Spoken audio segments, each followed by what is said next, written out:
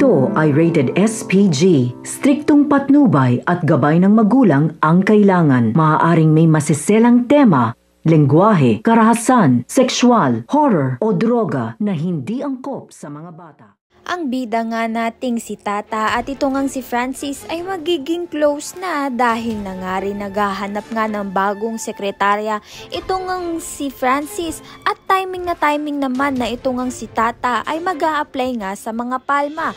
Kaya naman nga hired na nga agad itong si Tata bilang sekretarya nga nito ni Francis. At dito na nga rin magsisimula ang magandang ugnayan nga nila ni Tata. Sa kabilang banda naman nga marami ngang nagtataka sa bagong anyo nga nito ni Venice na parang hindi nga siya ang tunay na Venice dahil nga pati anyo nga nito ni Venice ay nag-iba rin, hindi nga lang ang mukha nito samantalang mukha nga lang ang niretoke sa kanya, hindi buong pagkatao niya.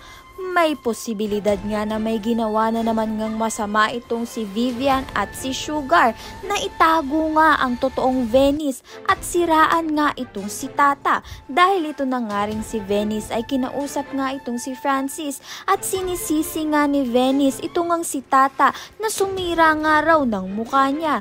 Ngunit ang sabi nga nito ni Francis ay wala naman ngang kinalaman itong si Tata sa nangyari nga dito kay Venice kundi nga ang nanay niya ngang si Vivian. Malaking gulo na naman nga ito pag nagkataon dahil hindi na nga magtitiwala pa ang mga palma dito nga sa pamilya nga ni Venice sa ginawa ngang panggugulo sa pamilya nga nila. Dahil kung kaya nga ni Vivian noon na mag-hire ng tauhan upang ngang magkunwaring Venice, ngayon ngay hindi nga imposible na mangyari yon. Ngayon pat kailangan nga ni Vivian ng malaking pera dahil na nga rin san kailangan niya ngang magbayad ng mga utang niya. Tama nga ang mga sinasabi ng iba na money is the root of evil. Kaya naman nga't ayan at iba pa ang dapat nating pakaabangan.